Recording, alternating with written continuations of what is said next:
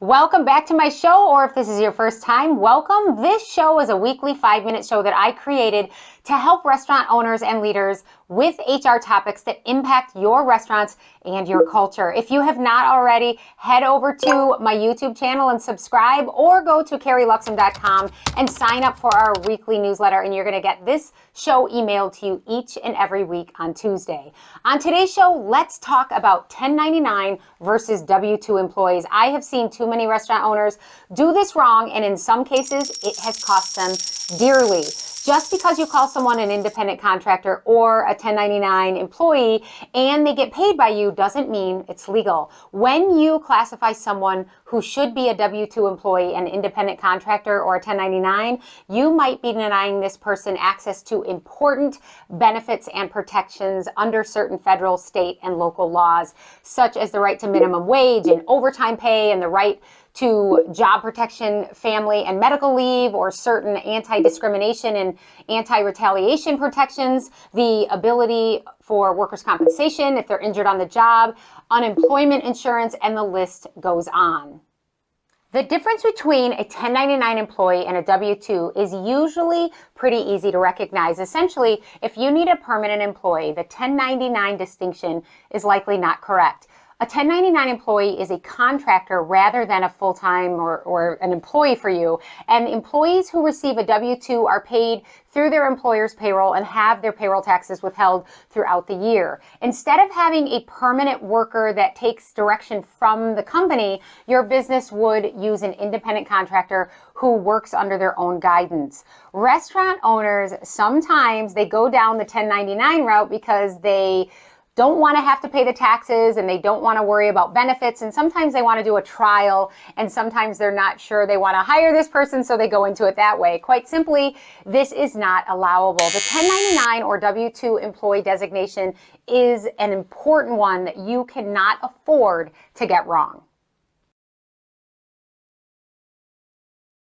Someone who has to show up to your restaurant or in the office, someone who has to follow company standards and processes and answers to the supervisor is most likely a W-2 employee. If you provide training and tools and materials to do their job, if they need to follow a set schedule, if you provide vacation time or overtime pay, they are likely not a contractor or 1099 employee. If you have a project that you need someone to complete and they follow their own schedule and they use their own tools and they can refuse certain assignments and complete the jobs using their own methods, this could be an independent contractor. Wait staff, cashiers, cooks, kitchen staff, hosts, managers, senior operators that are required to work for just you, follow your rules and policies, not 1099. If you occasionally or on a project basis need an operational consultant, a freelancer, a writer, a marketing person, maybe HR, consultants, advisors, they could be 1099. A plumber, electrician, most likely 1099.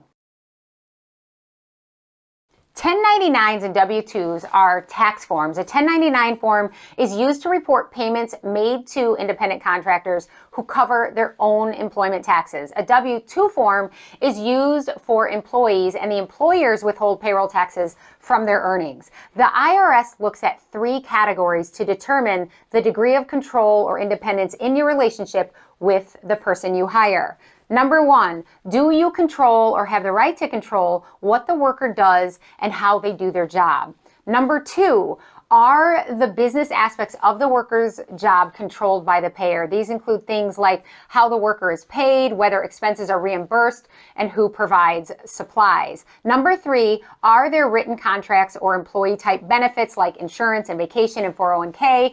Is the relationship permanent? Is the work that's being performed a key aspect of the business? Furthermore, the IRS notes that there is no magic formula that makes someone an employee or a contractor. Instead, they suggest that you look at the entire relationship and consider the degree in which you direct that person in their work. And on a final note, even when you hire someone as an independent contractor or a W-2 employee, it's a best practice to reassess their role over time and determine if changes have occurred that may change the designation.